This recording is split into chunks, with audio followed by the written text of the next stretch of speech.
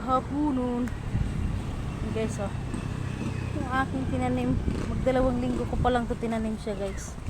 Maliit pa to siya nung binili ko, nung tinanim ko. Ayan, dahil siyang bulaklak, guys, oh. Guys, oh. Ngayon, may bunga na siya, guys. Ayan, guys, oh. Ayan, may bunga na. Sarap niyan. Fresh. Sarap yan siya, guys. Fresh pa. Ito pa, isang guys, oh. Ayan, so, mahaba na.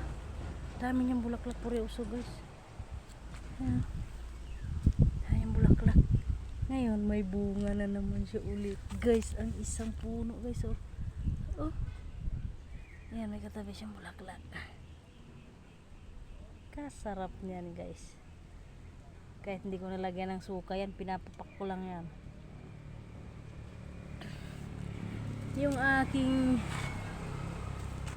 inanong pitsay, guys, yung nakaraang araw, ayun na siya, guys, oh.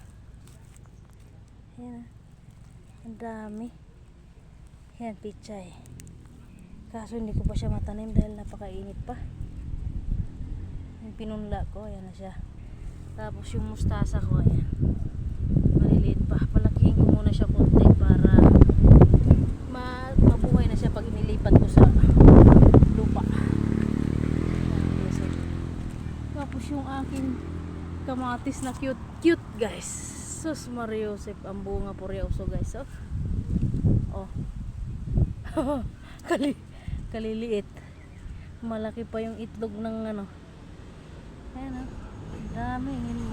Maano na yung isang manibana. Daming bunga yan, guys. Ayan, oh. Kamatis na, ano ba tawag nila nito? Berry. Yan. Daming bunga. Ayan po. Ayan, maliit siya. Lalaki na yan. Yan. Ito rin siya, guys, oh. Napakaswerte ko talaga. Swerte ko talaga sa tanim. Kaya magtanim na lang ako ng magtanim. Tapos yung mga talong ko, guys, ayan, may mga maliliit pa siya pero may mga seryoso, may mga magbubunga na siya. Ayan, guys, oh. Ayan, maliit pa siyang puno pero ayan ang bunga niya, oh. Ayan, oh. Yun, nagtago siya, nahihiya. Ayan, guys, oh. Ayan, guys, teka lang, guys, tumawag yung aking partner.